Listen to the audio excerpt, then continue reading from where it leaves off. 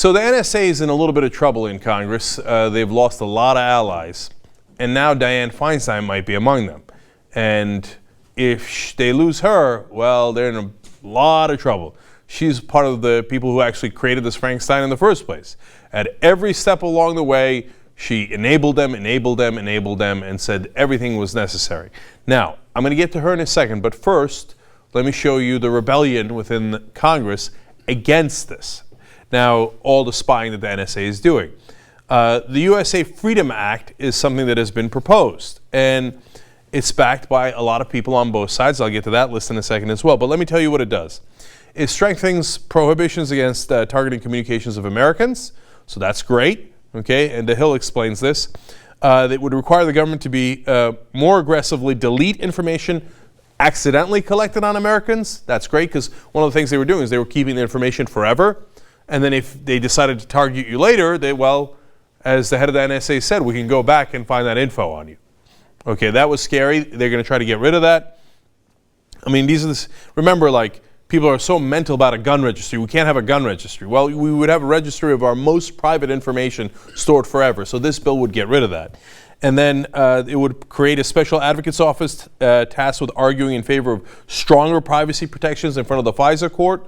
So that advocate would be for us. Normally, the just government goes in front of the FISA court and says, all right, I want to get their information in the FISA court. Almost every time rubber stamps and says go on, because there's no advocate for us. This bill would create that. So this bill is really, really strong. It's very good. It would tell the Attorney General to disclose significant court decisions related to interpretation of the law, because right now, we literally have secret law in America. They make decisions, they declare that something is law, but they don't declare it to the public. They just declare it to themselves. In a democracy, that's outrageous. This bill would fix it.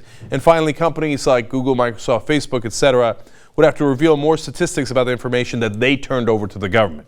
So very strong. Now, what's really positive about it is how bipartisan it is. So look at this list. Senator Patrick Leahy, Democrat from Vermont. James Sensenbrenner, Republican from Wisconsin. Mike Lee, very conservative out of Utah. He's the one that led the government shutdown with Ted Cruz. Dick Durbin, progressive from Illinois. Dean Heller, conservative from Nevada. Elizabeth Warren, progressive from Massachusetts. John Conyers, definitely a progressive from Michigan. Justin Amash, Tea Party conservative from Michigan, also wanted the government shut down. Zoe Lofgren, progressive from California. Darrell Issa, very conservative Republican from California. So it is very, very rare that you see a group like this together. But wait, we're not done. It's not just these bipartisan congressmen and senators, it's also bipartisan group of organizations going to support what is called the USA Freedom Act.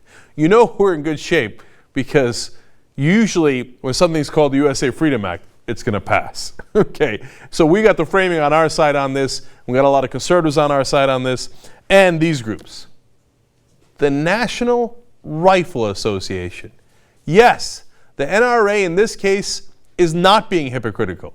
They're saying we're against the gun registry and we're against this registry. Okay, so I literally cannot remember the last time I agreed with the NRA. So in this case, the NRA is on the right side. Then you got the Center for Democracy and Technology and also the Constitution Project. So progressive groups, conservative groups getting together. Now, a month ago, Dianne Feinstein, who had been protecting the NSA all along, said, nope, not buying it. She said, I will do everything I can to prevent this phone data program from being canceled. But something just changed.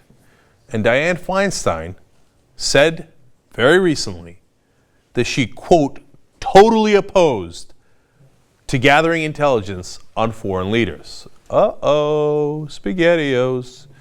So that's a real problem for the NSA because that is their top ally, certainly in the Democratic Party, maybe in all of government, saying, hey, you know what? You've gone too far. For whatever reason, she was totally fine on spying on Americans, but she did not like spying on foreign leaders. And I figured out why today, by the way. Because yesterday it was gnawing at me. I'm like, this thing about Europe and spying on Europeans and foreign leaders, it's going to cause a bigger problem than anything before. I had that gut instinct, and today I figured out why. It's because foreign leaders are in the club. You can do anything you like to the citizens. They're not in the club, right? But people like Angela Merkel, well, Dianne Feinstein knows her. She's a powerful person. They've eaten dinner before, I imagine. They've been on the same cocktail circuit. You can't do that to the powerful. They're in the club. So now Dianne Feinstein is not happy. And an NSA official speaking to Foreign Policy says, "We're really screwed now. You know things are bad when the few friends you've got disappear without a trace in the dead of night and leave no forwarding address." God, I hope he's right. So it turns out if Feinstein has left the building, then we might actually win. Don't get too excited here because they got to pass the law. Passing it is hard. I don't think Feinstein's got her own watered down version of the bill, which actually goes back and makes all the illegal things they did retroactively legal, but puts a couple of constraints on it. It's nonsense. That also isn't going to pass, okay? So the bad guys aren't going to win, and now Feinstein's not sure she wants to do it, right? She might still be in favor of that bill, but overall, she's having qualms about supporting the NSA unilaterally as she has before. Now, our version, the good bill, it might not pass either, but at least it's got a fighting chance now, and the game is afoot. Now we got a real contest. And now the NSA is turning on Feinstein. And here's a senior congressional aide saying, "It's an absolute joke to think she hasn't been reading the signals intelligence intercepts as chairman of Senate Intelligence for years." So this is someone in favor of surveillance saying, "Oh yeah, Feinstein's a joke. She knew about it all along." They've turned on each other. Now here's another quote. "Bottom line question is, where was the Senate Intelligence Committee when it came to their oversight of these programs? And what were they being told about the NSA? By the NSA, I should say, because if they didn't know about the surveillance, that would imply they were being lied to." We got massive internal dissension on the pro-surveillance side, basically saying either Feinstein was lied to, and that's why she's really mad, or she was told the truth, and now she's lying about it to cover her own ass.